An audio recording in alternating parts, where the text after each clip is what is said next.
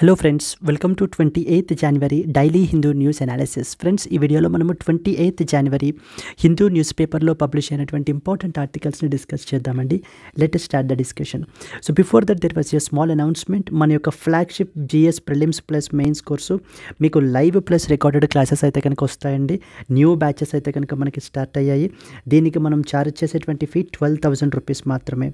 So friends, offer మీకు 31st జనవరి వరకు మాత్రమే వ్యాలిడ్. ఇక్కడ స్క్రీన్ మీద కనిపించే నెంబర్కి మీరు కాల్ చేస్తే మీకు ఏ విధమైన డౌట్స్ ఉన్నా కూడా మీరు క్లారిఫై చేసుకోవచ్చు. Similarly, optional is very important from the mains perspective. Under optional infinity మన దగ్గర అన్ని పాపులర్ ఆప్షనల్స్ ఉన్నాయండి. PSIR, socio, public administration, anthropology, Telugu literature. ఇవి మీకు లైవ్ ప్లస్ రికార్డెడ్ క్లాసెస్ కావాలనుకుంటే దీనికి మనం ఛార్జ్ చేసేటువంటిది కేవలం 9999 మాత్రమే. సో ఫ్రెండ్స్, ఇది ఆఫర్ వచ్చేసి మీకు 31st జనవరి వరకు మాత్రమే వ్యాలిడ్. ఇక్కడ మీరు స్క్రీన్ మీద కనిపించే నెంబర్కి మీరు కాల్ చేస్తే మన ఎక్స్పర్ట్ టీమ్ తోటి మాట్లాడచ్చు. మీకు ఏ విధమైన డౌట్స్ ఉన్నా కూడా మీరు క్లారిఫై చేసుకోవచ్చు. సో ఫ్రెండ్స్, మనము Delhi edition of the Hindu news paper నుంచి ఆర్టికల్స్ని అయితే కనుక పిక్ చేసుకుంటున్నాము. Let us see the agenda. ఇవాళ మెయిన్లీ ఏమి ఇంపార్టెంట్ ఆర్టికల్స్ కవర్ చేయాలి అనేది.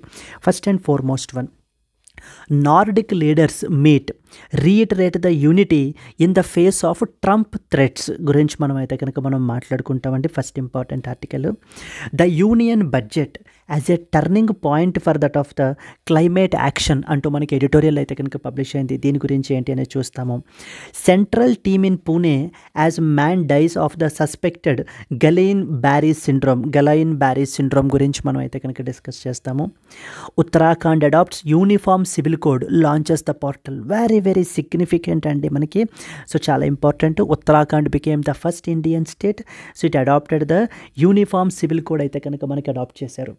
ఉన్నారు companies from more than 15 countries to participate in Bengaluru aero India show. France leads with the 35 exhibitors అనేటువంటి ఆర్టికల్ మనం డిస్కస్ చేస్తాము. గెటింగ్ డ్రంక్ ఆన్ హోమియోపతి అంటూ మనకైతే కనుక వన్ మోర్ ఎడిటోరియల్ పబ్లిష్ అయింది. So these are the articles which we will cover in this particular article. Yes, so let us start అండి. Before that one more announcement. ఒకవేళ మీకు optionals recorded classes కావాలి అని అనుకుంటే కనుక దీనికి మనం ఛార్జ్ చేసేటువంటిది కేవలం 8,000 రూపీస్ మాత్రమే. You can call on to this number that is available on the screen. So first and foremost article మనం చూసుకుంటే కనుక, Nordic leaders meet, so reiterate the unity in the face of the Trump threats అని చెప్పేసి మనకైతే కనుక article publish అయిందండి. So మనకి United States of అమెరికాకి finally new president came and it was Donald Trump అయితే కనుక మనకి రావడం జరిగింది. సో జో బైడెన్ని మనకి సక్సీడ్ చేస్తూ, సో నౌ ట్రంప్ ఇప్పుడు రెజైమ్లో చాలా కొత్త చేంజెస్ అన్నీ కూడా మనకి తీసుకొస్తున్నారు కంప్లీట్లీ. లైక్ ఫర్ ఎగ్జాంపుల్ మనం చూసుకుంటే కనుక, so first important one, exit from the WHO World Health Organization నుంచి ఎగ్జిట్ అయిపోతున్నారు. First important one. Second important one ఏంటంటే, withdrawing from the Paris agreement నుంచి మనకి విత్డ్రా చేస్తున్నారు. Withdrawing from the Paris agreement నుంచి అయితే కనుక విత్డ్రా చేసి, ఇంకా మాకు ఎటువంటి మేము క్లైమేట్ కమిట్మెంట్స్ కూడా పెట్టుకోదలుచుకోలేదు సో అంటూ మనకి, so the second important activity మనకి చేయడం జరుగుతుంది. And the third important, illegal migration మీద చాలా సీరియస్ డెసిషన్స్ని మనకి తీసుకుంటూ, సో చాలామంది సిటిజన్స్ని ఏమంటే ఇంక్లూడింగ్ ద ఇండియన్ సిటిజన్స్ని కూడా మనకి ఏంటంటే కనుక డిపోర్ట్ చేస్తున్నారు. Third important one. నెక్స్ట్ వచ్చేసి, warning to European union and as well as the China over the tariffs. So ఈ యొక్క యూరోపియన్ యూనియన్ తోటి మాకు ట్రేడ్ ఇంబ్యాలెన్స్ అయితే కనుక చాలా ఎక్కువగా ఉంది. అమెరికన్ ప్రొడక్ట్స్ని ఒకవేళ మీరు సరైన ఇదిలో అంటే ట్రేడ్ని బ్యాలెన్స్ చేయకపోతే కనుక మీ యొక్క గూడ్స్ మీదన సో మేము టారిఫ్స్ వేస్తాము అంటూ మనకి ఏంటంటే కనుక warning to European union and as well as the చైనాకి కూడా మనకి ఏంటి అని అంటే కనుక వార్నింగ్లు అనేటువంటిది ఇవ్వబడడం జరుగుతుందండి. So these are some of the series of activities. And similarly the fifth important one ఏంటి అని అంటే కనుక, ఎక్విజిషన్ ఆఫ్ గ్రీన్లాండ్ని మనకి ఏంటి అని అంటే కనుక, which is one of the important so island territory in the Nordic రీజియన్లో మనకి తీసుకుంటే కనుక ఈ యొక్క గ్రీన్లాండ్ అయితే కనుక ఉంది. గ్రీన్లాండ్ కూడా మళ్ళీ మేము ఏంటి అని అంటే కనుక ఎక్వైర్ చేసుకుంటాము అని చెప్పేసి ట్రంప్ అయితే కనుక మనకి చెప్తున్నారండి. So these are all different aspects. అంటే ఇంకా ఏంటంటే ఇంటర్నేషనల్ ఆర్గనైజేషన్స్ నుంచి బయటకు వచ్చేయటం and America looking inward. So inward అనమాట, ఇన్స్టెడ్ ఆఫ్ ఫోకసింగ్ అపాన్ ఇంతకుముందు అమెరికా ఎలా ఉండేది, సో ద గ్లోబల్ ఆర్డర్ని ఏ విధంగా మనం షేప్ చేయాలి, గ్లోబల్ పాలసీస్ని ఏ విధంగా షేప్ చేయాలి, దానిలో అమెరికా ఇన్వాల్వ్మెంట్ ఎక్కువ ఉండేది. ఇప్పుడు అమెరికా ఏంటంటే ఎక్కడికక్కడ ఇది చేసేసుకుని నేను నా కంట్రీ లోపల విత్ ఇన్ ఆర్ కంట్రీ అనేటువంటిది సెల్ఫ్ ఇంట్రెస్ట్ మనకైతే కనుక చూసుకోవడం జరుగుతుందండి. So okay, so this is what now the coming to this. ఇప్పుడు ఈ ఇష్యూ మీదనైతే కనుక డిస్కషన్ అనేటువంటిది నడుస్తుంది గ్రీన్లాండ్కి సంబంధించి ఈ యొక్క ఆర్టికల్ అంతా కూడా. నార్డిక్ రీజియన్లో ఉండేటువంటి లీడర్స్ అందరూ కూడా మీట్ అయ్యి నౌ వీఆర్ సేయింగ్ దట్ మేమందరం కూడా కలిసికట్టుగా we are reiterating our unity in the face of the Trump threats. So గ్రీన్లాండ్ని ఈ విధంగా ఎక్వైర్ చేసుకుంటాను అనేటువంటి ట్రంప్ చెప్పేటువంటి అనౌన్స్మెంట్స్కి మేమైతే కనుక వ్యతిరేకత ఇది చేస్తున్నాము, మేమందరం కలిసికట్టుగానే ఉన్నాము అంటూ మనకి ఈ యొక్క నార్డిక్ లీడర్స్ మనకి చెప్తున్నారండి. ఎస్ అండి. Nordic leaders met on the weekend and reiterated that they are united on the defense-related issues. Denmark's Prime Minister has said as her country reels from the US President Trump's attempt to take over the Greenland. So దీనికి సంబంధించి one more important point ఏంటంటే కనుక Nordic council అనేటువంటిది one of the important council ఉందండి. ఆ యొక్క council గురించి ఖచ్చితంగా ప్రిలిమినరీలో మనకైతే కనుక అడిగే అవకాశాలు అయితే కనుక మనకు ఉన్నాయి. Let us discuss about that particular thing as well. Nordic leaders met to discuss the security and defense as Denmark responded to US President Trump's interest in acquiring the Greenland.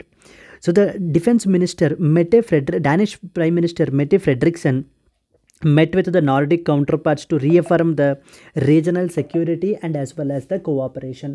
So overall regional security and as well as the cooperation గురించి address చేస్తూ వీళ్ళైతే కనుక మాట్లాడడం జరిగింది. And emphasised the gravity of the situation without explicitly mentioning the Greenland.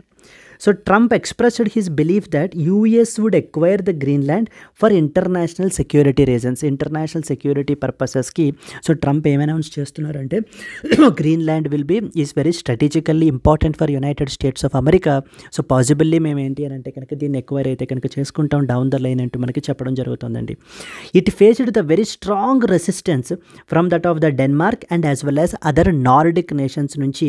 So చాలా very strong resistance అయితే కనుక వీళ్ళు ఏంటి అని అంటే కనుక ఎక్స్ప్రెస్ చేస్తున్నారు. ఎస్, సో దీనికి సంబంధించినటువంటి ఇంపార్టెంట్ బాడీ మనకు తెలియాల్సినటువంటిది ఏంటి అని అంటే కనుక నార్డిక్ కౌన్సిల్ అనేటువంటి బాడీ గురించి మనకైతే కనుక తెలియాలి. నార్డిక్ కౌన్సిల్ అనేటువంటిది 1952లో మనకి ఎస్టాబ్లిష్ అయింది to promote the formal inter parliamentary cooperation among the countries like Denmark, Finland, Iceland, Norway and as well as Sweden. ఈ యొక్క నార్థరన్ యూరోపియన్ కంట్రీస్, ఇవి నార్డిక్ కంట్రీస్ అని కూడా మనం పిలుస్తుంటాము. మీరు ఏ ర్యాంకింగ్స్ తీసుకున్నా కూడా ఇవి సో చాలా టాప్ మోస్ట్ కంట్రీస్. అంటే బీట్ ఎడ్యుకేషన్ లెవెల్స్ కానివ్వండి, స్టాండర్డ్ ఆఫ్ లివింగ్ కానివ్వండి, హ్యాపీనెస్ ఇండెక్స్లోనూ ఇవి మనకి ఏంటంటే కనుక సో చాలా వెరీ హై ఇది ఉన్నటువంటి హై ర్యాంకింగ్స్ ఉండేటువంటి కంట్రీస్ అండి మనకి. అండ్ అయితే ఈ నార్డిక్ కౌన్సిల్లో వీళ్ళందరూ మెంబర్ కంట్రీసే. Denmark, Finland, Iceland, Norway and as well as the Sweden. వీళ్ళు కాకుండా ఇంకెవరు ఉన్నారంటే it also includes representatives from that of the Greenland, Faroe island and as well as Aland. These are autonomous regions. So మొత్తం కలిపితే వీళ్ళందరూ కలిపితే మనకి ఏంటంటే కనుక నార్డిక్ కౌన్సిల్. ఎలా అడుగుతారు ఇక్కడ క్వశ్చన్ మనకంటే consider the following statements are following countries అని చెప్పేసి ఒక 4-5 దేశాల పేర్లు ఇచ్చేసి వీటిల్లో నార్డిక్ కౌన్సిల్లో మెంబర్స్ ఎవరు అని అడిగేటువంటి అవకాశాలు చాలా ఎక్కువ ఉన్నాయి మనకి ఈ క్వశ్చన్ యూస్ చేసుకుని, ఈ టాపిక్ యూస్ చేసుకుని. Yes, discuss the significance of the Nordic cooperation in the regional security and international diplomacy with reference to that of the recent geopolitical developments can be a potential question. So that can be a mains question and prelims question వచ్చేసి చూడండి. Consider the following countries members: A, Denmark, Finland, Greenland and as well as Switzerland. Which of the above are members of Nordic Council? ఈ విధంగా మనకి potential question అడిగే అవకాశాలు అయితే కనుక ఉన్నాయి. వాట్ వాజ్ ద ఆన్సర్ అండి?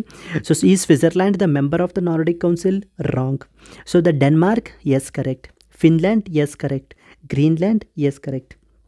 So which of the above are members of the Nordic Council అంటే కనుక ఆన్సర్ వచ్చేసి మనకి 1, 2 and as well as the 3 only. 1, 2, 3 only is the answer. Yes, the Nordic Council consists of Denmark, Finland, Iceland, Norway, and Sweden, along with the autonomous territories of Greenland, Faroe Island, and as well as Åland. Switzerland is not a member of the Nordic Council, and it's a Central European country. Yes, Switzerland అనేటువంటిది మనకి EFTA అని one more grouping ఉందండి. మనకి EFTA, European free trade association అని చెప్పి, European free trade association. So there are 4 member countries in the EFTA. So please try to comment what are the member countries of the EFTA.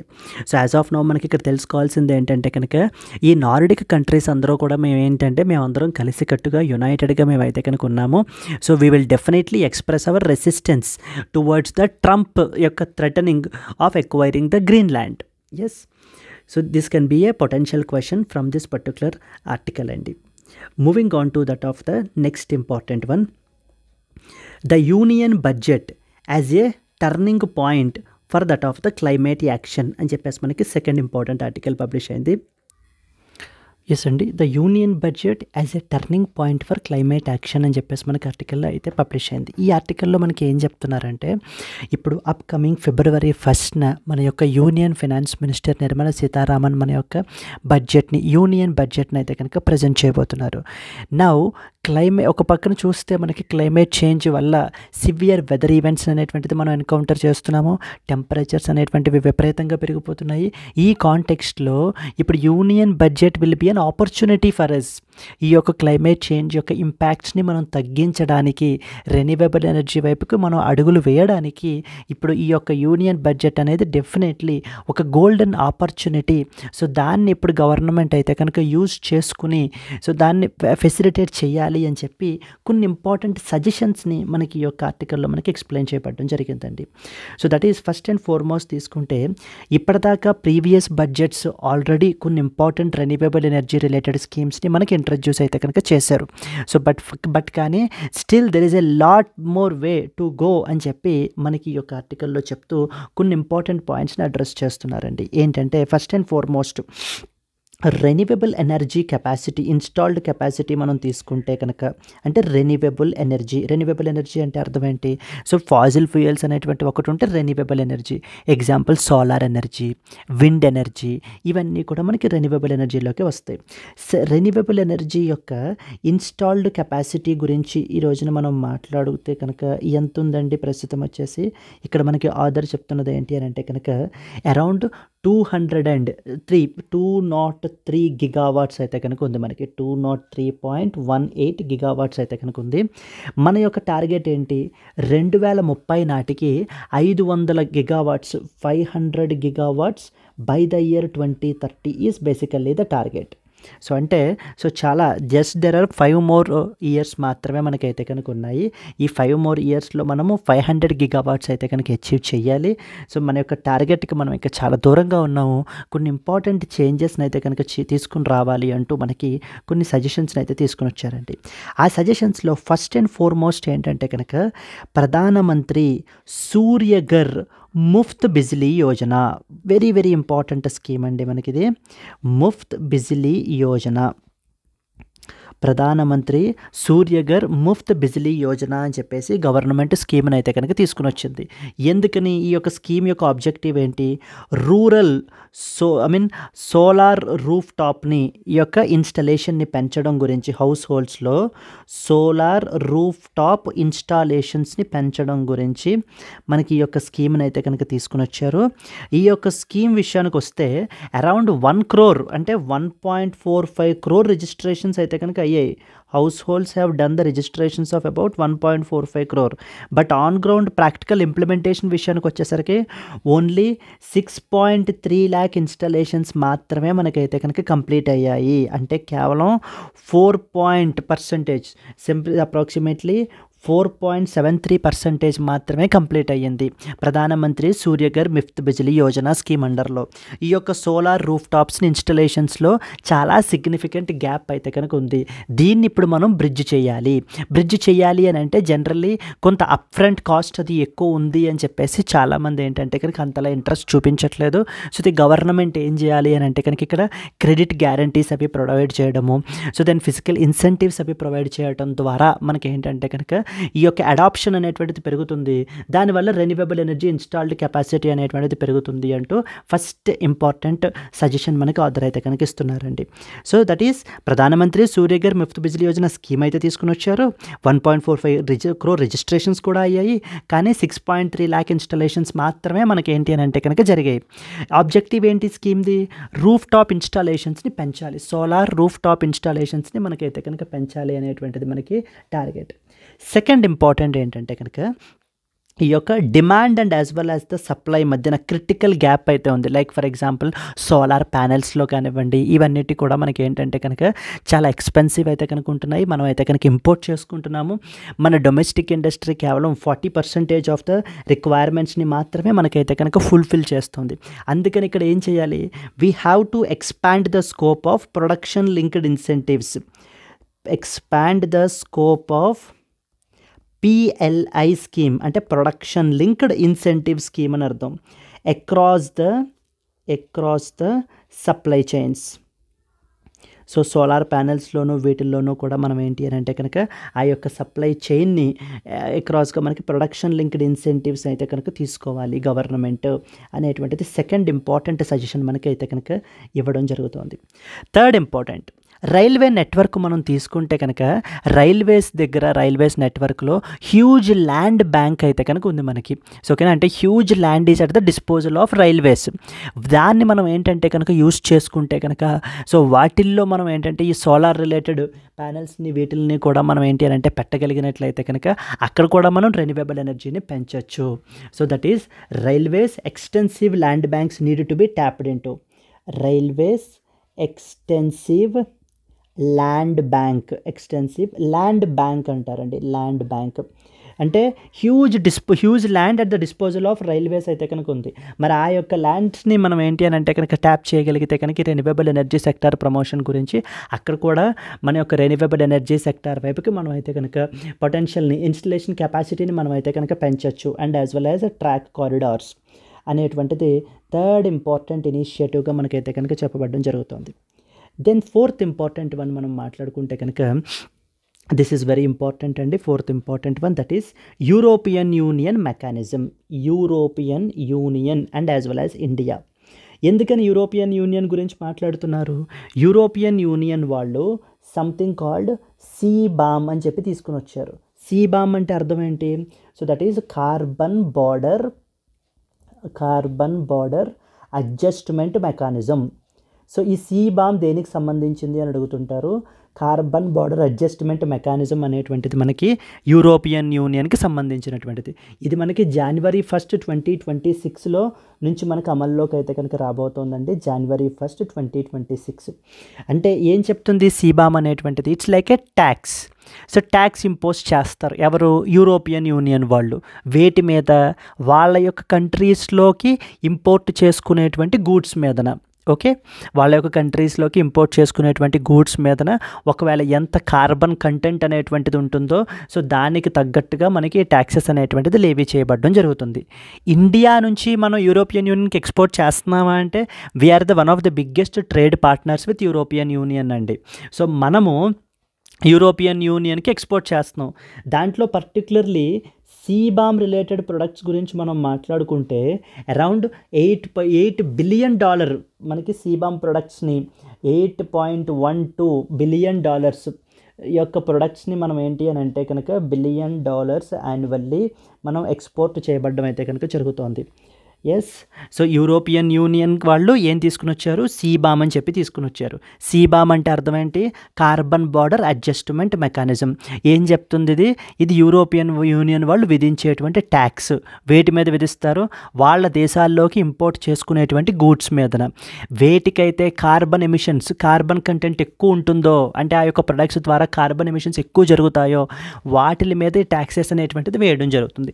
India $8.2 billion worth ప్రొడక్ట్స్ని మనం ఏంటంటే కనుక European union వాళ్ళకి మనం export చేయడం అయితే కనుక జరుగుతుందండి.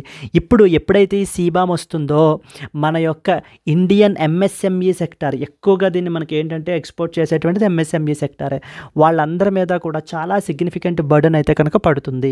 కాబట్టి ఇప్పుడు ప్రస్తుతం ఉన్న ఈ బడ్జెట్, ఇప్పుడు అప్కమింగ్ బడ్జెట్ ఏంటంటే కనుక ఒక ఫండ్ని ఎస్టాబ్లిష్ చేయాలి, ఒక ఫండ్ని ఎస్టాబ్లిష్ చేయాలని ఇక్కడ ఆథర్ మాట్లాడుతున్నారు అనమాట. సో ఏంటి ఆ ఫండ్ పేరు మనకి అంటే కనుక establishment of the fund name వచ్చేసి climate action fund. Climate action fund అనేటువంటి దాన్ని పెట్టండి.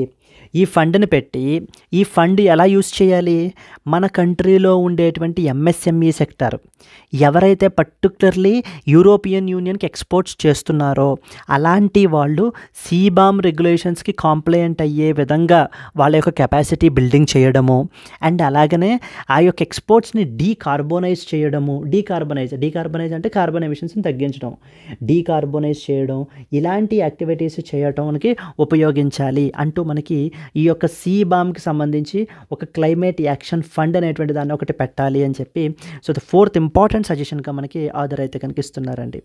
And then coming to the fifth important suggestion మనం మాట్లాడితే కనుక, fifth important suggestion is something related to the circular economy గురించి మనకు మాట్లాడుతున్నారు. We have to transition to circular economy అనేది next important point. Transition to circular economy.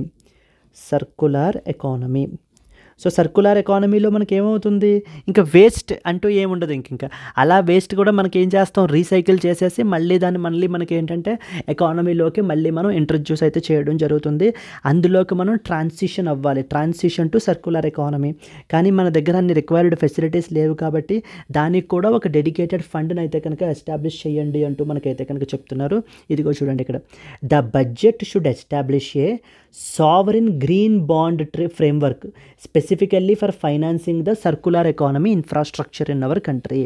Sovereign green bond framework అనేటువంటిది పెట్టడం వల్ల, సావరిన్ గ్రీన్ బాండ్ ఫ్రేమ్వర్క్ అనేటువంటిది పెట్టడం వల్ల మనకి ఏంటంటే కనుక సర్కులర్ ఎకానమీని ప్రమోట్ చేయొచ్చు. గ్రీన్ బాండ్ ఫ్రేమ్వర్క్ అనేటువంటిది next important activity. And then finally the last suggestion వచ్చేసి మనకు చెప్పింది ఏంటంటే కనుక ఇన్సూరెన్స్ సెక్టార్ యొక్క పెనిట్రేషన్ అనేటువంటిది పెంచాలి. ఇన్సూరెన్స్ సెక్టార్ యొక్క పెనిట్రేషన్ పర్టికులర్లీ మనం చూసుకుంటే వాటి మీద ఉండేటువంటి ట్యాక్సెస్ అవి కూడా తగ్గించడం, ఎక్కువగా ఏవైతే క్లైమేట్ లింక్డ్ పాలసీస్ ఉంటాయో వాటికి సంబంధించినటువంటి దాని మీద ట్యాక్సేషన్ అది కూడా తగ్గించి ఈ యొక్క ఇన్సూరెన్స్ సెక్టార్ యొక్క పెనిట్రేషన్ అనేటువంటిది పెంచాలి. ఇవన్నీ చేయటం ద్వారా మనము రెన్యూవబుల్ ఎనర్జీ వైపుకి అయితే కనుక అడుగులు వేయొచ్చు. మన కంట్రీలో రెన్యూవబుల్ ఎనర్జీ ట్రాన్సిషన్ అవ్వచ్చు, ఫాజిల్ ఫ్యూయల్స్ మీద డిపెండెన్సీ తగ్గించవచ్చు, ఓవరాల్గా క్లైమేట్ చేంజ్ రిలేటెడ్ ఇంపాక్ట్స్ని మనం అయితే కనుక తగ్గించవచ్చు అనేది ఈ ఆర్టికల్లో ఆథర్ యొక్క వ్యూ పాయింట్స్ అండి. ఏవేంటి జస్ట్ సింపుల్గా ఒక 1 minute చెప్పేయాలి అంటే ఏంటి, మనకి మన యొక్క renewable energy capacity, installed renewable energy capacity తీసుకుంటే, రెన్యూవబుల్ ఎనర్జీ అంటే సోలార్ ద్వారా, విండ్ ద్వారా మనం చేస్తున్నటువంటి ఎనర్జీ జనరేషన్ చూసుకుంటే 203 GW అయితే కనుక ప్రస్తుతం కెపాసిటీ ఉంది. కానీ ఇండియా యొక్క టార్గెట్, ఇండియా మనకి ఏంటంటే కనుక ఇంటెండెడ్ నేషనల్లీ డిటర్మైన్డ్ కంట్రిబ్యూషన్ సెంటర్లో మనం ఏం టార్గెట్స్ పెట్టుకున్నాము, 500 GW అయితే కనుక అచీవ్ చేస్తాం ఎప్పటికీ బై ద ఇయర్ 2030 నాటికి అనుకున్నాం మనం. మరి ఆ టార్గెట్ని మనం అచీవ్ చేయాలంటే కొన్ని సెట్ ఆఫ్ ఇనిషియేటివ్స్ తీసుకోవాలి. ఇప్పుడు వస్తున్నటువంటి బడ్జెట్ని మనకి ఏంటంటే ఆపర్చునిటీగా తీసుకుని గవర్నమెంట్ ఏం చేయాలంటే కనుక వాటికి సంబంధించినటువంటి ఇనిషియేటివ్స్ని తీసుకోవాలి. ఫస్ట్ ఇంపార్టెంట్ ఇనిషియేటివ్ ప్రధానమంత్రి సూర్యఘర్ ముఫ్త్ బిజిలీ యోజన. ఇది సోలార్ రూఫ్ టాప్ ఇన్స్టాలేషన్స్ని పెంచడం గురించి 1.45 కోట్ల మంది రిజిస్టర్ అయితే కనుక అయ్యారు. కానీ కేవలం 6.3 లక్షల మందికి మాత్రమే ఇన్స్టలేషన్స్ అనేటువంటివి జరిగాయి. అంటే వాళ్ళ యొక్క రూఫ్ టాప్స్ మీద సోలార్ ఇన్స్టలేషన్స్ అనేటువంటివి జరిగాయి. సో ఎందుకని ఓన్లీ 4% మాత్రమే అచీవ్ చేశారు అంటే ఇంకా ఇంప్లిమెంటేషన్ గ్యాప్స్ చాలా సివియర్గా ఉన్నాయి. దీన్ని మనం అడ్రస్ చేయాలి. దీన్ని అడ్రస్ చేయాలంటే గవర్నమెంట్ ఏం చేయాలి? అప్ ఫ్రంట్ కాస్ట్ అనేటువంటి దాన్ని కంప్లీట్లీ తగ్గించగలగాలి. ఇంకా క్రెడిట్ గ్యారంటీస్ ఏమైనా ఉంటే కనుక ప్రొవైడ్ చేయగలగాలి. ఈ యొక్క స్కీమ్ యొక్క అట్రాక్షన్ని మనకి ఏంటంటే పెంచాలి. Second important one PLI production linked incentive అంటారు. So supply and as well as the demand mismatches ఏవైతే ఉన్నాయో దాన్ని అడ్రస్ చేయాలి. ఎందుకంటే ఇప్పుడు మనం ప్రస్తుతానికి మనకు డొమెస్టిక్ మ్యానుఫ్యాక్చరింగ్ తీసుకుంటే కేవలం 40% ఆఫ్ ద నీడ్స్ని మనం ఫుల్ఫిల్ చేయగలుగుతున్నాం. ఈ యొక్క దీన్ని మనకు అడ్రస్ చేయాలి. థర్డ్ ఇంపార్టెంట్ వన్ ఏంటంటే రైల్వే వాళ్ళ దగ్గర ఎక్స్టెన్సివ్ ల్యాండ్ బ్యాంక్ అయితే కనుక ఉంది మనకి. దాన్ని మనం పొటెన్షియల్ని ట్యాప్ చేసి ఆ యొక్క ల్యాండ్స్ మీదన సోలార్ ప్యానెల్స్ అవి ఇన్స్టాల్ చేయటము, రెన్యూవబుల్ ఎనర్జీ యొక్క రిలేటెడ్ యాక్టివిటీస్ టేకప్ చేయడం ద్వారా కూడా మనం రెన్యూవబుల్ ఎనర్జీ యొక్క ఇన్స్టలేషన్ని పెంచవచ్చు. ఫోర్త్ వన్ యూరోపియన్ యూనియన్ వాళ్ళు తీసుకొచ్చిన CBAM carbon border adjustment mechanism. ఇది మరి ఇప్పుడు జనవరి 1, 2026 నుంచి మనకి ఇంప్లిమెంటేషన్లోకి వస్తుంది. సో మరి దానివల్ల మన యొక్క ఇండియన్ MSME సెక్టార్ అనేటువంటిది దెబ్బతింటుంది. ఎందుకు దెబ్బతింటుంది అంటే మనము $8.2 బిలియన్ వర్త్ CBAM ప్రొడక్షన్ మనం ఎక్స్పోర్ట్ చేస్తున్నాం. ఎవరికి? యూరోపియన్ యూనియన్ వాళ్ళకి. అందుకని మరి మన యొక్క MSME సెక్టార్ని కాపాడడం గురించి, ఈ ఎక్స్పోర్ట్స్ని ఎక్కడా కూడా ఇంపాక్ట్ అవ్వకుండా చూసుకోవడం గురించి మనం ఏం చేయాలంటే ఒక క్లైమేట్ యాక్షన్ ఫండ్ అని చెప్పేసి పెట్టండి. జపాన్ వాళ్ళు ఇదే విధంగా పెట్టారు మనకి. సో జపాన్ వాళ్ళు ఏంటంటే కనుక గ్రీన్ ట్రాన్స్ఫర్మేషన్ ఫండ్ అని పెట్టారు. అదేవిధంగా మనం కూడా క్లైమేట్ యాక్షన్ ఫండ్ అని చెప్పేసి పెట్టడం ద్వారా ఆ యొక్క ఫండ్ని దేనికి ఉపయోగించాలి? MSME సెక్టార్ యొక్క కెపాసిటీ బిల్డింగ్ని పెంచడం, డీకార్బొనైజ్ చేయడం, మనం అంటే కార్బన్ ఎమిషన్స్ని తగ్గించడం, బేసికల్లీ డీకార్బొనైజేషన్ చేయడం, ఇవన్నీ యాక్టివిటీస్ మనం అయితే కనుక తీసుకోవాలి అనేది. సో ఇక్కడ ఈ ఆర్టికల్ యొక్క వ్యూ పాయింట్. నెక్స్ట్ ఇందులో ఏం మాట్లాడారు? సర్కులర్ ఎకానమీ గురించి మాట్లాడారండి. సర్కులర్ ఎకానమీ గురించి మనం ప్రమోట్ చేయాలి. దానికి సంబంధించి గవర్నమెంట్ ఏంటంటే కనుక ఒక సావరిన్ గ్రీన్ బాండ్ ఫ్రేమ్వర్క్ అనేటువంటి దాన్ని మనకైతే కనుక తీసుకుని రావాలి అంటూ ఒక ఇంపార్టెంట్ ఫ్రేమ్వర్క్ గురించి కూడా మనకి చెప్పడం జరిగింది. నెక్స్ట్ వచ్చేసి ఇన్సూరెన్స్ సెక్టార్ యొక్క పెనిట్రేషన్ అనేటువంటి చాలా తక్కువగా ఉంది. దాన్ని మనం ఏంటి అని అంటే కనుక పెంచాలి. ఇవన్నీ చేయటం ద్వారా మనం రెన్యూవబుల్ ఎనర్జీ సెక్టార్ని అయితే కనుక పెంచవచ్చు. This is what is the idea అండి. Clear? Let us read some important points. This article discusses the significance of upcoming union budget in addressing the climate change. The author highlighted that there is an urgency of integrating climate commitments into economic planning. ఎప్పటిదాకా climate commitments అనేటువంటివి side ట్రాక్లో ఉండేవి, side లైన్లో ఉండేవి. But ఈ రోజున మనకి completely centre stage అయిపోయాయి. ఎందుకంటే ప్రపంచ దేశాలన్నీ కూడా లైక్ యూరోపియన్ యూనియన్ కానీ వీళ్ళందరూ కూడా మనకి ఏంటంటే కనుక చాలా సీరియస్గా తీసుకుంటున్నారు. కార్బన్ ఎమిషన్స్ని ఎక్కడ టాలరేట్ చేయట్లేదు. Giving the India's extreme weather conditions and its net zero target. So the budget దేని మీద ఫోకస్ చేయాలి? ఎక్కువగానే రెన్యూవబుల్ ఎనర్జీ మీద ఫోకస్ చేయాలి, క్లైమేట్ ఫైనాన్స్ మీద ఫోకస్ చేయాలి, and regulatory reforms so that to support the sustainable development. Yes. So the previous government initiatives, ఇంతకుముందు ఇప్పటిదాకా మన గవర్నమెంట్ ఏమేమి ఇనిషియేటివ్స్ తీసుకుంది అంటే కనుక ప్రధానమంత్రి సూర్యఘర్ ముఫ్త్ బిజిలీ యోజన అంటే solar energy for house holds, support for electric vehicle charging infrastructure, viability gap funding for offshore wind energy, so increased allocations for national green hydrogen mission. ఇవన్నీ కూడా ఎప్పటిదాకా మనం తీసుకుంటున్నటువంటి ఇనిషియేటివ్స్. బట్ కానీ ఇవి సరిపోతున్నాయా? సరిపోవట్లేదు. సో ఛాలెంజెస్ ఏంటంటే కనుక India's total renewable energy capacity మనం తీసుకుంటే ఎంత ఉందండి? 203 గిగావాట్స్ అయితే కనుక ఉంది. మరి మనం ఎంత అచీవ్ చేయాలి? 500 గిగావాట్స్ ఎప్పుడు లోపల 2030 లోపల మనం అయితే కనుక అచీవ్ చేయాలి అనేది మన target. Then issues with the PM Surya Ghar Muft Bijli Yojana such as incomplete registration and installations, only 6.3 lakh out of 1.45. ఇందాక మనం మాట్లాడుకున్నాం కదా, PM సూర్యఘర్ ముఫ్త్ బిజిలీ యోజనలో 1.45 కోట్ల మంది రిజిస్టర్ అయితే కేవలం 6 లక్షల మందికి మాత్రమే ఇన్స్టలేషన్స్ అనేటువంటివి అయ్యాయి. అంటే హ్యూజ్ గ్యాప్ అయితే కనుక ఉంది. దాన్ని మనం ఇప్పుడు ఏం చేయాలి? బ్రిడ్జ్ చేయాలి. Yes. Need for better financial and policy support. Second one point ఏం చెప్తున్నారంటే కనుక renewable energy service company model can make the solar energy accessible to that of low income households. నెక్స్ట్ది ఇండియన్ రైల్వే వాళ్ళ దగ్గర vast land bank అయితే కనుక ఉంది. దాని యొక్క పొటెన్షియల్ని మనం ట్యాప్ చేయడం ద్వారా ఒక 5 gigawatts of solar and wind ఎనర్జీని మనం అయితే కనుక జనరేట్ చేయొచ్చు త్రూ అన్యూజ్డ్ ల్యాండ్స్ అని చెప్పి మనకి చెప్పడం జరుగుతుందండి. దెన్ దేని గురించి మాట్లాడారు, సీబామ్ గురించి మాట్లాడుకున్నాం. CBAM carbon border adjustment mechanism of the European Union poses challenges for the India's exports but also offers an incentive for the green industrialization. ఇప్పుడు మనం ఏం చేయాలి, ఇప్పుడు సీబామ్ వల్ల మన యొక్క ఎంఎస్ఎంఈ సెక్టర్ అయితే కనుక ఎఫెక్ట్ అవుతుంది. దానికి సంబంధించినటువంటి స్టెప్స్ని మనం అయితే కనుక తీసుకోవాలి, ఒక ఫండ్ని అయితే కనుక ఎస్టాబ్లిష్ చేయాలి అంటూ మనకి చెప్పడం జరిగిందండి. దెన్ నెక్స్ట్ దేని గురించి మాట్లాడారు, సర్కులర్ ఎకానమీ గురించి మాట్లాడారు.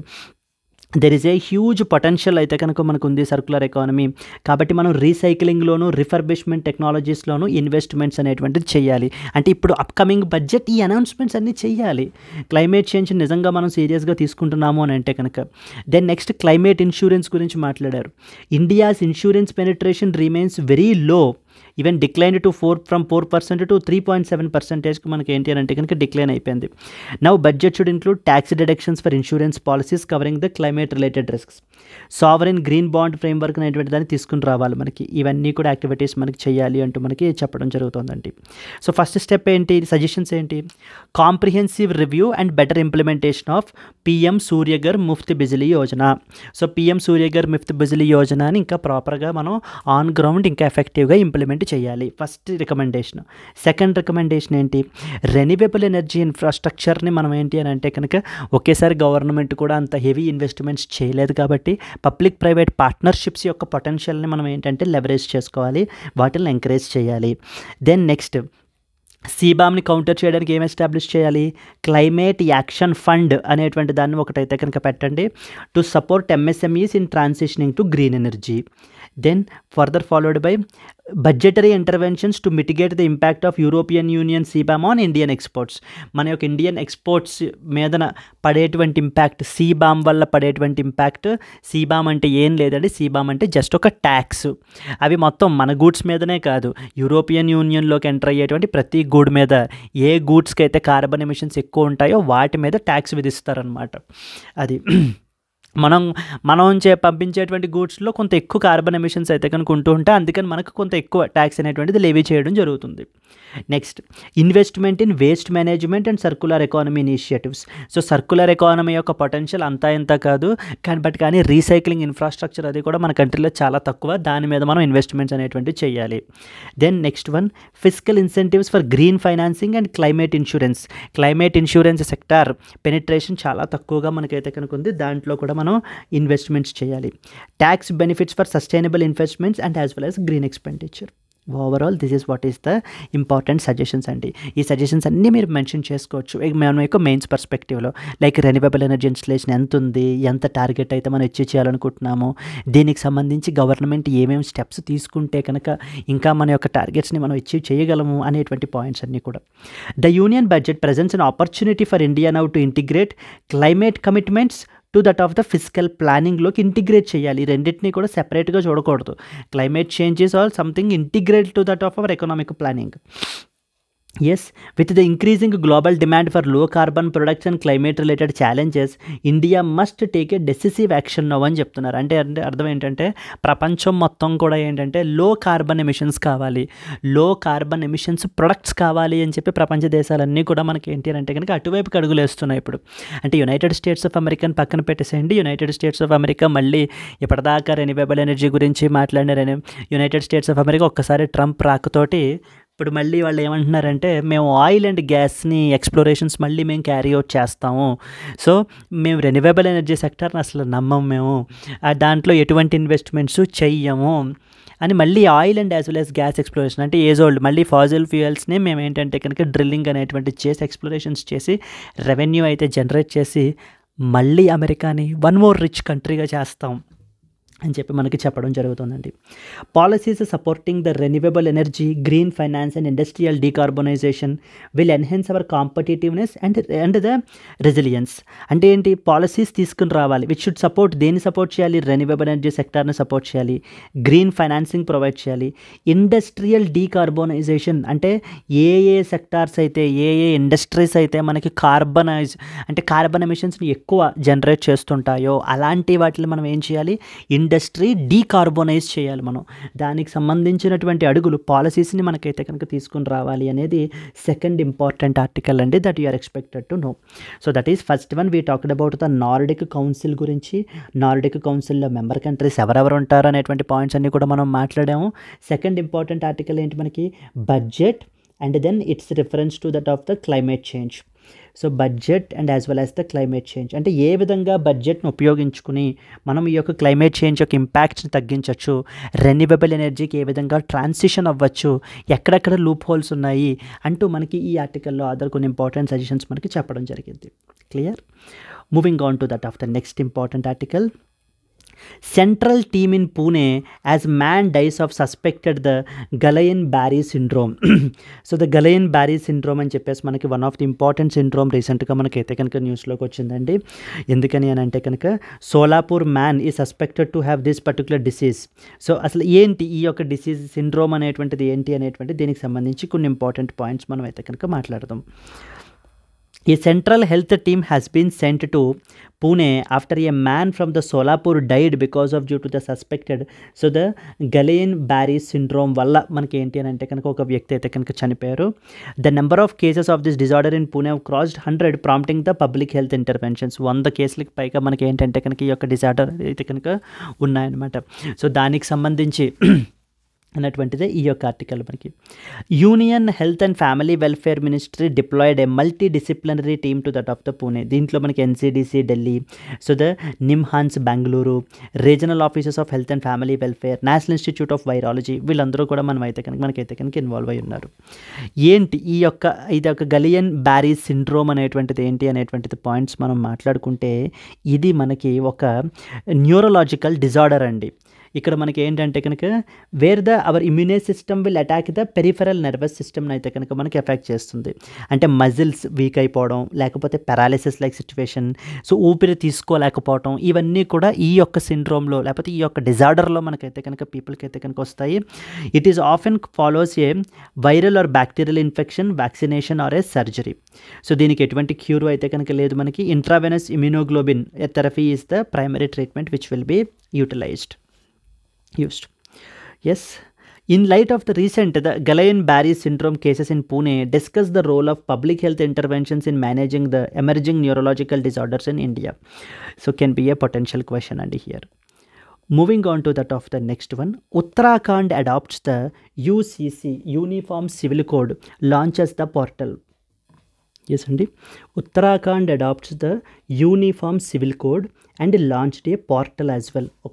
ఉత్తరాఖండ్ మనకి ఏంటంటే కనుక మన యొక్క కంట్రీలోనే became the first Indian state అండి. ఇక్కడ రాశారు చూడండి. With this Uttarakhand has become the first Indian state to implement the UCC post ఇండిపెండెన్స్లో మనకి ఏంటంటే కనుక యూనిఫామ్ సివిల్ కోడ్ని ఇంప్లిమెంట్ చేయడంలో మొట్టమొదటి స్టేట్ ఈ రోజున మనకు ఉత్తరాఖండ్ అయితే మనకైంది. ఏంటి అసలు ఈ యూనిఫామ్ సివిల్ కోడ్ ఏంటి, ఎందుకని ఇది మనకి అంత ఇంపార్టెంట్ అనేటువంటిది ఏంటంటే కనుక కొన్ని ఇంపార్టెంట్ పాయింట్స్ మనకి తెలియాలండి. Uniform civil code UCC. Uniform civil code అంటే అర్థం ఏంటంటే కనుక ఫస్ట్ ఆఫ్ ఆల్ యూసీసీ అంటే అర్థం ఏంటి, యూసీసీ ఛానల్ కాదండి, యూసీసీ అంటే యూనిఫామ్ సివిల్ కోడ్ అని అర్థం. యూనిఫామ్ సివిల్ కోడ్లో మనకి ఏమవుతుంది అని అంటే కనుక it is basically a common లా, ఒక్కటే లా ఉంటుంది. అంటే వేటి గురించి, so that is basically a common law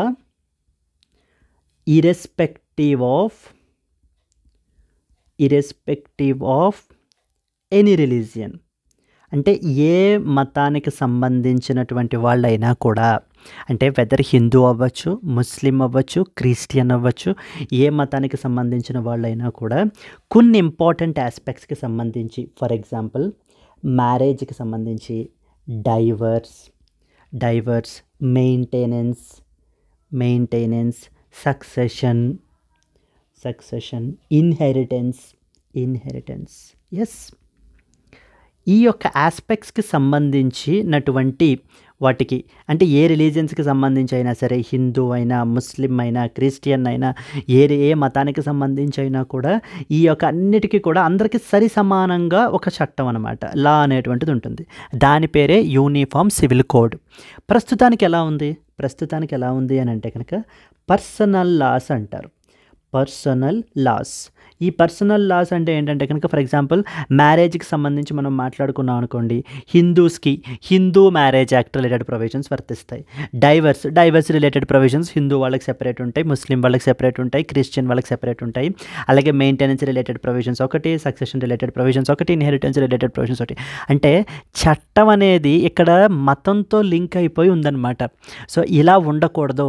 modern సివిలైజేషన్లో వాళ్ళు ఏ మతస్థులైనా కూడా, వాళ్ళు ఏ మతాన్ని ఫాలో అవుతున్నా కూడా, ఒకవేళ ఏ మతాన్ని ఫాలో అవ్వకపోయినా కూడా వాళ్ళందరికీ కూడా ఒకటే చట్టాన్ని అప్లై చేయాలి. ఎందుకనంటే ఎగ్జిస్టింగ్ పర్సనల్ లాస్ విషయానికి వచ్చేసరికి చాలా లాస్లో విమెన్ యొక్క రైట్స్ మనకి ఏంటంటే కాంప్రమైజ్ అవుతున్నాయి. సో ఓకే, విమెన్ యొక్క రైట్స్ అనేటువంటివి కాంప్రమైజ్ అవుతున్నాయి. సమ్ సార్ట్ ఆఫ్ ఇంజస్టిస్ అనేటువంటిది మనకి జరుగుతోంది. అండ్ కాంప్లెక్సిటీ అనేటువంటిది చాలా విపరీతంగా పెరిగిపోతుందండి. కాంప్లెక్సిటీ అనేటువంటిది అంటే జ్యుడిషియరీ మీద బర్డెన్ విపరీతంగా పెరుగుతోంది. అంటే ఏ పర్టికులర్ రిలీజియన్కి వాళ్ళ చట్టాలు, ఆ మతాల్లోకి వెళ్ళిపోయి అక్కడేం చెప్పారు, ఇంక ఇవంతా కాకుండా అసలు మతంతో సంబంధం లేదు. లాకి ఏంటంటే కనుక మతంతో సంబంధం ఉండకుండా ఒక్కటే లా ఉండాలి అంటూ మనకి యూనిఫామ్ సివిల్ కోడ్ అనేటువంటి దాన్ని తీసుకుని రావాలి అనేది మన కంట్రీలో వన్ ఆఫ్ ది ఇంపార్టెంట్ మనకి ఏంటంటే డ్యూటీ అనమాట. ఇప్పుడు మనకి 1947-48 మనకి ఏంటి అని అంటే కనుక ఇండిపెండెన్స్ వచ్చినప్పుడు ఈ యొక్క యూసీసీ అనేటువంటిది మన కంట్రీలో ఇంట్రడ్యూస్ చెయ్యాలి అని చెప్పేసి Jawaharlal Nehru and as well as BR Ambedkar garu మనకి ఏంటంటే కనుక యూసీసీ మన కంట్రీలో ఇంట్రడ్యూస్ చెయ్యాలి అని అనుకున్నారు. బట్ కానీ ఏంటంటే because of due to the resistance, ఎవరి దగ్గర నుంచి, resistance from that of the religious fundamentalists, అంటే రకరకాల మతాలకు సంబంధించినటువంటి వాళ్ళు ఏంటి అని అంటే కనుక చాలా రకమైన వ్యతిరేకతను తీసుకొచ్చారు. ఇదేంటంటే కనుక మెజారిటీ పీపుల్ యొక్క విల్ని మైనారిటీ కమ్యూనిటీస్ మీద ఇంపోజ్ చేయడానికి యూసీసీ అనేటువంటి దాన్ని మనకి తీసుకుని వస్తున్నారు. ఇది ఎంత మాత్రం కరెక్ట్ కాదు, ఇది ఫెయిర్గా ఉండదు అంటూ మనకి ఏంటంటే కనుక చాలా సివియర్ రెసిస్టెన్స్ అనేటువంటిది ఇది చేశారు. అండ్ అలాగనే there is no awareness among the masses, no awareness among the masses, అంటే పీపుల్లో ఎటువంటి అవేర్నెస్, అవగాహన కూడా ఉండేది కాదనమాట వీటికి సంబంధించి. అందుకని ఇంక అప్పుడు ఏం ఫిక్స్ అయ్యారంటే, సరే ఈ యూనిఫామ్ సివిల్ కోడ్ అనేటువంటిది ఇప్పుడు ఇండిపెండెన్స్ వచ్చిన ఇప్పుడు ఇమీడియట్గా మనం ఇంప్లిమెంట్ చేయొద్దు, బట్ కానీ దీనిని ఖచ్చితంగా ఫ్యూచర్లో ఇంప్లిమెంట్ చేయాలి. ఎప్పుడు ఇంప్లిమెంట్ చేయాలి అంటూ ఇంప్లిమెంట్ చేయాలి అని చెప్పేసి దాన్ని ఆర్టికల్ నెంబర్ 44 ఆఫ్ ద కాన్స్టిట్యూషన్లో మనకి మెన్షన్ చేయబడడం జరిగింది. అందుకనే article number 44 of the constitution deals with the uniform civil code. అప్పుడు ఏం చెప్పారంటే, ఇప్పుడు ఈ యొక్క ఫండమెంటలిస్ట్స్ నుంచి విపరీతమైనటువంటి రెసిస్టెన్స్ వల్ల, నెక్స్ట్ వచ్చేసి ప్రజలలో ఎటువంటి అవగాహన లేకపోవటం వల్ల ప్రస్తుతానికి పర్సనల్ లాస్ని కంటిన్యూ చేయండి. అంటే ఎవరికి వాళ్ళకి, హిందూస్కి హిందూ లాసు, ముస్లింకి ముస్లిం లాసు, మ్యారేజ్కి సంబంధించి మ్యారేజ్ లాసు, డైవర్స్ అయితే డైవర్సు, మెయింటెనెన్స్, సక్సెషన్, ఇన్హెరిటెన్స్, వేటికి సంబంధించిన లాస్ ఎవరివాడు పెట్టండి. But down the line government మాత్రం ఖచ్చితంగా మనకి ఏంటంటే కనుక ఈ యొక్క ఆర్టికల్ నెంబర్ 44ని ఇంప్లిమెంట్ చేయాలి. ఎందుకంటే మరి డైరెక్టివ్ ప్రిన్సిపల్స్ ఆఫ్ స్టేట్ పాలసీలో ఆర్టికల్ నెంబర్ 44 అంటే ఏంటి, directive principles of state policy, DPSP అంటాం మనం. డైరెక్టివ్ ప్రిన్సిపల్స్ ఆఫ్ స్టేట్ పాలసీలో మనకి మెన్షన్ చేయబడడం జరిగిందండి. Directive principles of state policy. ఈ యొక్క directive principles of state policy మనకి ఎక్కడ మెన్షన్ చేశారు, పార్ట్ 4 ఆఫ్ ద కాన్స్టిట్యూషన్. ఏ articles 36 to 51 of the constitution. మనకి ఆర్టికల్ నెంబర్ 44 అనేది DPSP. Are the DPSPs legally enforceable? DPSPs are not legally enforceable. ఈ point చాలా ఇంపార్టెంట్ అండి. Not legally enforceable. ఎస్, అంటే అర్థం ఏంటి నాట్ లీగల్లీ ఎన్ఫోర్సిబుల్ అంటే, ఒకవేళ అది వైలేట్ అయినా, అంటే చెయ్యకపోయినా కూడా ఎవ్వరూ కూడా దాన్ని మనకి అది ఇంప్లిమెంట్ చేయడం గురించి కోర్ట్ని అప్రోచ్ అవ్వలేరు. సో కోర్ట్ని ఇది చేయలేరు అనమాట. Court cannot ask. అంటే ఎగ్జాంపుల్ మీకు చెప్పాలంటే, ఫండమెంటల్ రైట్స్ తీసుకున్నాం అనుకోండి, fundamental rights are legally enforceable. అంటే ఎవరిదైనా ఒక ఫండమెంటల్ రైట్ వైలేట్ అయితే, example right to life, right to equality. ఏదైనా ఒక చట్టం వైలేట్ అయితే మనకి ఇమీడియట్గా కోర్టుని అప్రోచ్ అవ్వటం వల్ల కోర్టు ఏం చేస్తుంది అని అంటే కనుక వాళ్ళ యొక్క ఏదైతే రైట్ వైలేట్ అయ్యిందో దాన్ని మళ్ళీ రీస్టోర్ చేయగలదు కోర్టు, చెయ్యాలి కూడా. It is the duty of the courts to do that, particularly supreme court and high court. But on the other side directive ప్రిన్సిపల్స్కి వచ్చేసరికి మనకి ఏంటంటే కనుక they are not legally enforceable, అంటే they are just duties which they have to implement. Clear అండి. So ఇక్కడ మీకు తెలియాల్సిన పాయింట్స్ ఏవేంటంటే మనకి ఇండిపెండెన్స్ వచ్చినప్పుడు ఇంప్లిమెంట్ చేసేటువంటి పరిస్థితి కాదు అని చెప్పేసి ఫ్యూచర్లో ఇంప్లిమెంట్ చెయ్యండి అని రాజ్యాంగంలో ఆర్టికల్ నెంబర్ 44లో యూనిఫామ్ సివిల్ కోడ్ అనేది తీసుకొచ్చారు. యూనిఫామ్ సివిల్ కోడ్ అనేటువంటిది ఏంటి అని అంటే it is a common law. Common అని ఎందుకంటున్నాం, మొత్తం అన్ని మతాలకి కూడా సరి సమానంగా ఉండేటువంటి చట్టం. వేటి ఆస్పెక్ట్స్ని కవర్ చేస్తుంది, marriage related provisions, divorce related provisions, maintenance, succession, inheritance, ఇలాంటి ప్రొవిజన్స్ అన్నింటినీ కూడా మనకైతే కానీ కవర్ చేస్తుంది. ఎస్, అంటే ఇప్పుడు for example divorce related provisions ఉన్నాయనుకోండి, ఒక్కసారి యూసీసీ ఇంప్లిమెంటేషన్లోకి వస్తే ఇంక హిందూకి ఒకేలా ఉంటుంది, ముస్లింకి ఒకటే చట్టం, క్రిస్టియన్కి ఒకటే చట్టం. ఇంకా ఇన్హెరిటెన్స్ ఒకలాగే ఉంటుంది, సక్సెషన్ కూడా ఒకలాగే ఉంటుంది. ఇప్పుడు ఈ తలాకి బిద్దత్తు, ట్రిపుల్ తలాకు, సో ఈ విధంగా మనకి ఏంటంటే ఇన్స్టెంట్ ట్రిపుల్ తలాక్ అని చెప్పేసి మనకి ఏంటంటే డైవర్స్ ఇచ్చేయటం వల్ల సో చాలామంది విమెన్ యొక్క రైట్స్ అనేటువంటిది వైలేట్ అవుతున్నాయి. మరి ఇలాంటివన్నీ మనం కంట్రోల్ చేసి ఒకటే కామన్ లా అనేటువంటి దాన్ని తీసుకుని రావాలనేది ఆలోచన. దీన్ని ఉత్తరాఖండ్ వాళ్ళు తీసుకొచ్చారు రీసెంట్గా. ఉత్తరాఖండ్ వాళ్ళు రీసెంట్గా అదే రాశారు చూడండి, Uttarakhand adopted the uniform civil code and launched a portal as well. పోర్టల్ని కూడా మనకైతే కనుక లాంచ్ చేశారనమాట. అంటే ఎవరైనా కూడా ఫర్ ఎగ్జాంపుల్ సో మ్యారేజ్ చేసుకోవాలనుకుంటున్నా దానికి సంబంధించి ఆన్లైన్లో రిజిస్టర్ చేసుకోవచ్చు, డైవర్స్కి రిజిస్టర్ చేసుకోవచ్చు, దెన్ అలాగనే మనకి ఏంటంటే ఈవెన్ లివ్ ఇన్ రిలేషన్షిప్ కూడా మనకి ఏంటంటే కనుక రిజిస్టర్ చేసుకోవచ్చు అండి. దానికి సంబంధించినటువంటి పోర్టల్ మనకైతే కనుక తీసుకుని రావడం జరిగింది. ఇదిగో చూడండి ఇక్కడ, the UCC uniform civil code mandates online registration of marriages, divorce and even live-in relationships as well. A government portal called ucc.uk.gov.in అనేటువంటి దాన్ని మనకు తీసుకుని వచ్చారు. Has been formed for this purpose. ఈ యొక్క పర్పస్ని ఫుల్ఫిల్ చేయడం గురించి people can access their records, register complaints and also upload their will as well on the portal. So వాళ్ళ యొక్క విల్ కూడా మనకి ఏంటంటే కనుక దీంట్లో అప్లోడ్ అయితే కనుక చేయొచ్చండి. Clear. So definitely this will be, ఇప్పుడు మేము ఇంప్లిమెంట్ చేసినటువంటిది నెక్స్ట్ ఫ్యూచర్లో మిగతా స్టేట్స్కి ఒక రోల్ మోడల్గా అయితే కనుక ఉంటుంది అని చెప్పేసి ఉత్తరాఖండ్ యొక్క చీఫ్ మినిస్టర్ మనకైతే కనుక మాట్లాడుతూ చెప్తున్నారు. So that is Pushkar Singh Dhami. Pushkar Singh Dhami is the chief minister of Uttarakhand. So మేము ఈ రోజున ఈ యొక్క ల్యాండ్ మార్క్ ఇనిషియేటివ్ని మేమైతే తీసుకుని వచ్చాము. యూనిఫామ్ సివిల్ కోడ్ని ఇంప్లిమెంట్ చేస్తున్నాము. ఒక న్యూ ఎరా అయితే కనుక బిగిన్ అవుతుంది. ఇదే విధంగా ఫ్యూచర్లో సో మీరు కూడా ఏంటి అని అంటే కనుక ఇంప్లిమెంట్ చేయాలి అంటూ మిగతా స్టేట్స్కి మనకి చెప్పడం జరుగుతుందండి. ఎస్, సో దీనికి సంబంధించి స్టేట్ లెవెల్ ఎగ్జామ్స్లో మనకైతే కనుక అడుగుతారు, which of the following is the first state post independence to implement uniform civil code అని చెప్పేసి అడిగే అవకాశాలు చాలా ఎక్కువ ఉన్నాయి. అండ్ ఈవెన్ యూపీఎస్సీలో కూడా మనకి ఏంటంటే కనుక consider the following statements about uniform civil code అని చెప్పేసి ఇచ్చి అక్కడ మనకి చాలా ఎక్స్ట్రీమ్ వేగ్ స్టేట్మెంట్స్ ఇచ్చేస్తారు. Like for example uniform civil కోడ్ని డైరెక్టివ్ ప్రిన్సిపల్గా తీసేసి ఇప్పుడు ఫండమెంటల్ రైట్కి యాడ్ చేసేసారు. ఇలా రకరకాల స్టేట్మెంట్స్ అనేటువంటివి మనకి ఇస్తారండి. Where we need to be very clear. Uttarakhand has become the first Indian state to implement the Uniform Civil Code post-independence. It will apply to all residents of the states except scheduled tribes and natives who have migrated out. Scheduled tribes కి ఇది వర్తించదండి. And అలాగే natives who migrated out, ఇతర స్టేట్స్కి వలస వెళ్ళిపోయినటువంటి వాళ్ళకు కూడా మనకైతే కనుక ఇది వర్తించదు. ఏవేంటి key features, like for example it band the practices such as హలాలా, ఇద్దత్, తలాక్, అంటే Muslim personal law, divorce related customs అనమాట. వీటిలన్నింటినీ కూడా కంప్లీట్లీ బ్యాన్ చేయబడడం అయితే కనుక జరిగింది. And to ensure gender equality by granting the equal property and inheritance rights to విమెన్కి కూడా మనకి ఏంటంటే కనుక equal property and as well as inheritance rights అనేటువంటిది మనకైతే కనుక ఇప్పుడు ఈ యొక్క ఉత్తరాఖండ్లో తీసుకొచ్చినటువంటి యూసీసీ మనకైతే కనుక ఇంప్లిమెంట్ చేస్తుందండి.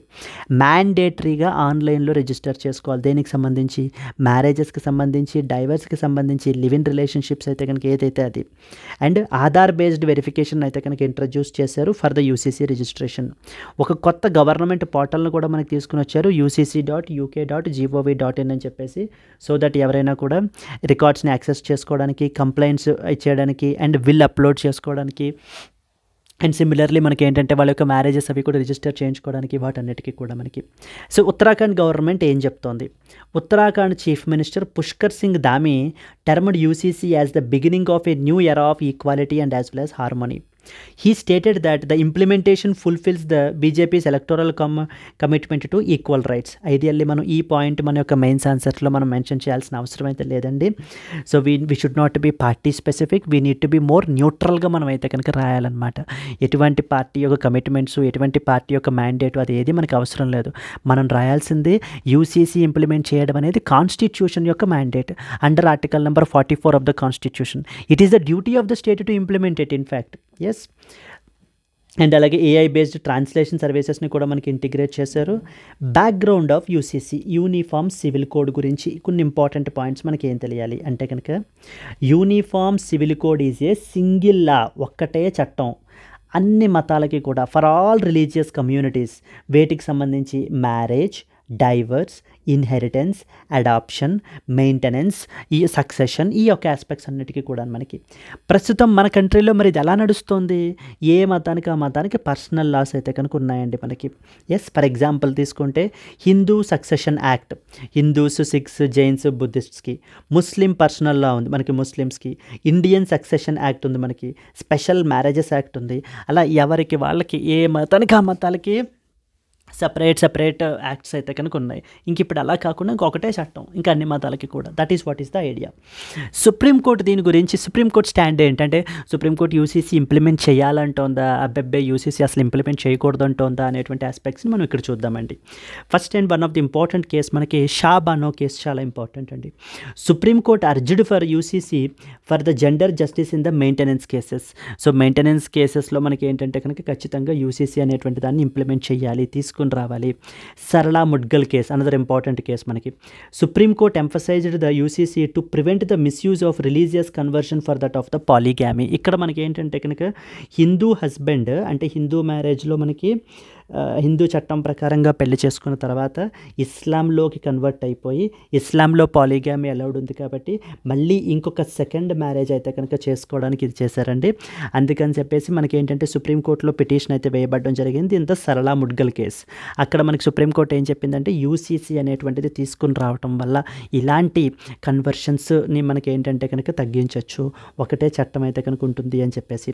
And the Paulo Coutinho versus Maria Luiza Valentina case మనకి ఏంటంటే దీంట్లో మనకి there is a need for uniformity in the civil laws అన్నింటిలోనూ కూడా యూనిఫార్మిటీ అనేటువంటిది ఉండాలి. ఒక్కొక్క మతానికి ఒక్కొక్క రిలీజియన్ అన్నట్టుగా ఒక్కొక్క రిలీజియన్కి ఒక్కొక్క లా అన్నట్టుగా ఉండకూడదు అంటూ మనకి సుప్రీంకోర్టు అయితే చెప్పడం జరుగుతుంది. యూసీసీ ఖచ్చితంగా ఉండాలి. So what are the arguments for? First and foremost constitutional mandate అండి అది. సో రాజ్యాంగంలోనే మనకి మెన్షన్ చేసేసారు. ఆర్టికల్ నెంబర్ 44లో యూసీసీ అనేది ఖచ్చితంగా మనకి ఇంప్లిమెంట్ చేయాలి అనేది. Article number 44 of the directive principles recommended the UCC for a uniform legal framework. Second important, UCC మనకి ఏం చేస్తుంది అని అంటే కనుక it will promote secularism, it will eliminate the religion based legal distinctions. అంటే మతానికి సంబంధించి ఈ మతానికి ఈ పర్టికులర్ చట్టం, ఈ మతానికి ఈ పర్టికులర్ చట్టం అంటూ అలా కాకుండా ఏ మతమైనా కూడా ఒకటే చట్టం అని చెప్పేసి మనకి సెక్యులరిజంని అయితే కనుక ప్రమోట్ చేస్తుంది యూసీసీ అనేటువంటిది. Pastors the national unity. So it will strengthen the common citizenship by bridging all the religious divides. ఇప్పుడు మతం ద్వారా విడిపోయినటువంటి అంటే ఏ చట్టాలు మనకి విడిపోయినటువంటివి ఒకటే చట్టం ఉండటం ద్వారా మళ్ళీ మనకి ఆ నేషనల్ యూనిటీ అనేటువంటిది మనకైతే కనుక ఉంటుంది అని చెప్పి మనకి చెప్పడం జరుగుతుంది. It will ensure gender justice. It removes discriminatory customs in personal laws. ఇప్పుడు ఏ మతానికి ఆ మతానికి సంబంధించినటువంటి పర్సనల్ లాస్లో కొన్ని రిలేటెడ్ లాస్లో మనకి ఏంటంటే కనుక విమెన్ రిలేటెడ్ రైట్స్ వైలేట్ అయితే కనుక అవుతున్నాయి, కొన్ని డిస్క్రిమినేషన్స్ అయితే కనుక ఉన్నాయి. అవన్నీ కూడా మనకి ఏంటి అని అంటే కనుక సద్దుమణిగా అయ్యి ఇక్కడ మనకి యూసీసీలో జెండర్ జస్టిస్ అనేటువంటిది మనకి జరుగుతుంది. Yes, simplifies legal procedures. So this is the biggest problem మనకి. ఇన్ని మతాలు నెక్స్ట్ వచ్చేసి మనకి ఏంటంటే కనుక ఇన్ని చట్టాలు ఉండటం వల్ల కాంప్లెక్సిటీస్ అనేటువంటిది విపరీతంగా పెరిగిపోతున్నాయి. ఎప్పుడైతే యూసీసీ మనకు వస్తుందో దాని అంతటినీ కూడా సింప్లిఫై చేసేసి ఇంకొకటే చట్టం ఏ మతమైనా సరే అనేటువంటి concept. Standardizes marriage, divorce, inheritance related laws అన్నీ కూడా మనకి. Next, codifies personal laws. It will bring uniformity, fairness and as well as legal clarity clarity అనేటువంటిది మనకైతే కనుక ఉంటుంది ఎప్పుడైతే మనం ఈ పర్సనల్ లాస్ని కోడిఫై చేయడం ద్వారా. Now comes arguments against UCC. అయితే మరి ఈ ఎన్ని పాజిటివ్స్ ఉన్నప్పుడు మరి ఇంప్లిమెంట్ చేసేయాలి కదా, మరి ఇప్పటిదాకా ఎందుకు ఇంప్లిమెంట్ చేయలేకపోతున్నారు అని అంటే there are some against arguments as well, there are some challenges as well. First and foremost, threat to religious freedom. So it may infringe upon article number 25 of the constitution, which protects the religious practices ni protect చేసేటువంటి rights మనకి article 25 to article number 28 of the constitution. Freedom of religion అనేటువంటిది మనకైతే కనుక ఉంది. వాటి మీద impact అయ్యేటువంటి అవకాశాలు అయితే కనుక ఉన్నాయి. సెకండ్ ఇంపార్టెంట్ ఛాలెంజ్ ప్రాబ్లం ఏంటంటే ల్యాక్ ఆఫ్ కాన్సెన్సస్. సో మతాలన్నిటి మధ్యన కూడా, లీడర్స్ అన్నిటి మధ్య కూడా ఒక అండర్స్టాండింగ్ అనేటువంటిది లేదు, అంటే ఒక కామన్ అగ్రిమెంట్ అనేటువంటిది లేదు. Religious communities are opposing the changes in their personal laws. మీ పర్సనల్ లాస్లో మీరు ఏంటి అని అంటే కనుక చేంజెస్ని తీసుకుని రావాలి అని అంటే కనుక ఎవరు కూడా చేంజెస్కి ఒప్పుకోవట్లేదు అనమాట. ఎస్, సో ఇలాంటి చేంజెస్ వల్ల మనకి ఏంటంటే కనుక యూసీసీ అనేటువంటి దాన్ని మనం ఇంప్లిమెంట్ అయితే కనుక చేయలేకపోతున్నాం ఇప్పటిదాకా. క్లియర్ అండి? సో దీనికి సంబంధించిన క్వశ్చన్ ఎలా ఉండొచ్చు అని అంటే, discuss the implications of uniform civil code on gender justice, secularism and national integration in India can be a potential mains question మనకి. Clear? Moving on to that of the next question, next article మనకి. Moving to the next important one. Companies from more than 15 countries to participate in the Bengaluru Aero India show. France leads with 35 exhibitors. Yes అండి. So రీసెంట్గా ఇప్పుడు మనకి ఏరో India exhibition అయితే కనుక మనకైతే కనుక జరగబోతుంది. ఎక్కడ మనకి బెంగళూరులో అయితే కనుక జరుగుతుంది. ఇక్కడ మనకి ఏంటంటే ఇతర దేశాలన్నీ కూడా like France, United States of America, Germany, ఈ దేశాలన్నీ కూడా అంటే ఆ యొక్క కంట్రీస్లో ఉండేటువంటి defence companies, particularly air force related companies అందరూ కూడా ఏంటంటే కనుక ఇక్కడికి వచ్చి ఎగ్జిబిషన్స్ అనేటువంటివి చేస్తూ ఉంటారు. దీని ద్వారా they are trying to market it, వాళ్ళ యొక్క టెక్నాలజీస్, వాళ్ళ యొక్క ఇదిని మనకి ఏంటి అని అంటే కనుక ఇక్కడ ఎగ్జిబిట్ చేయడం జరుగుతుందండి. It's a kind of that particular platform. దీనికి సంబంధించి ఇంపార్టెంట్ పాయింట్స్ మనకి ఏం తెలియాలంటే, companies from more than 15 countries are set to participate in Bengaluru aero India show. France lead with that of the 35 exhibitors. The biennial Aero India Show 2025 is set to take place at Yelahanka Air Force Station, Bengaluru, with companies from around 15 countries are registering. France మొత్తం ఏంటి అని అంటే కనుక highest number of exhibitions అయితే కనుక మనకైతే కనుక చేస్తుంది, followed by the United States of America and as well as the Germany. France has emerged as the top exhibitor with 35 companies like including Dassault Aviation, Safran, next వచ్చేసి Thales. ఈ companies అన్నీ కూడా మనకైతే కనుక వచ్చి వాళ్ళ యొక్క ప్రొడక్ట్స్ని, వాళ్ళ యొక్క టెక్నాలజీస్ని ఇక్కడైతే కనుక మనకి ఎగ్జిబిట్ చేస్తారండి. It has consistently been the leading participant as well in the previous editions. ఇంతకుముందు జరిగినటువంటి ఏరో ఇండియా షోస్లో కూడా సో మనకి ఫ్రాన్స్ అయితే కనుక లీడింగ్ ఎగ్జిబిటర్గా మనకైతే కనుక ఉంది. United States of America second position, where Lockheed Martin, Boeing, next వచ్చేసి జీ ఏరోస్పేస్ వీళ్ళు అయితే కనుక మనకి విజిట్ చేస్తారు. థర్డ్ పొజిషన్లో మనకైతే కనుక జర్మనీ ఉంది.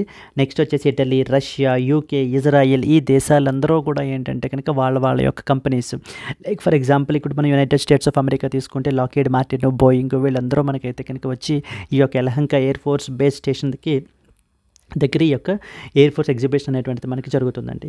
Multiple countries like Canada, Norway, Sweden, Australia, Taiwan వీళ్ళందరూ కూడా మనకైతే కనుక రిజిస్టర్ అయ్యారు. అండ్ ఇది మనకి ఫిబ్రవరిలో ఈ యొక్క ఈవెంట్ అయితే కనుక జరగబోతుందండి. So now the aero India will feature both flying and static displays కూడా మనకి ఏంటి అంటే బోత్ స్టాటిక్గా చూపించడం అండ్ అలాగే ఫ్లయింగ్ రిలేటెడ్ డిస్ప్లేస్ని కూడా మనకైతే కనుక ఎగ్జిబిట్ అయితే చేస్తారు. సో చేయటం వల్ల ఏమవుతుంది, ఎప్పుడైనా ఇతర కంట్రీస్ ఎవరైనా కూడా ఆ యొక్క టెక్నాలజీ నచ్చి, లేకపోతే ఆ పర్టికులర్ ఎయిర్ క్రాఫ్ట్ యొక్క క్యాపబిలిటీస్ అది కూడా నచ్చి ఒకవేళ పర్చేస్ చేసుకోవాలి అనుకుంటే it's a huge market. So it's a kind of a promotion event అనమాట మనకి. Organizers have announced a participation of fixed and rotary wing developed by that of the Hindustan aeronautics limited. Yes, multi role fighter ఎయిర్ క్రాఫ్ట్కి సంబంధించినటువంటి డీల్కి సంబంధించినటువంటిది కూడా మనకి ఏంటంటే కనుక ఇక్కడ మనకి యొక్క ఎయిర్ క్రాఫ్ట్ కంపెనీస్ అయితే మనకి పార్టిసిపేట్ అయితే కనుక చేస్తున్నాయండి. So aero India, this is all about the important points with respect to that of the aero India. So the previous edition have saw the participation from around 100 countries with 809 exhibitors and over 7 lakh visitors. More than 250 MOUs and partnerships have been finalized. So this is what is the another important point. Moving on to the next article. Yes, moving to that of the next one, today's question andi. Consider the following statements about the UCC, Uniform Civil Code. First one, Uttarakhand has become the first Indian state to implement the Uniform Civil Code post-independence. Second one, Article 44 of the Directive Principles recommend UCC for a uniform legal framework. Which of the above statements is or are correct అని చెప్పేసి అడుగుతున్నారు. 1 only, 2 only, both 1 and 2, and as well as none of the above. If you know the answer, please comment your answer అండి. And at the same time, if you have liked the video, please do like it, and let's meet again in the next Hindu news analysis. Until then, happy learning, all the best, bye bye అండి.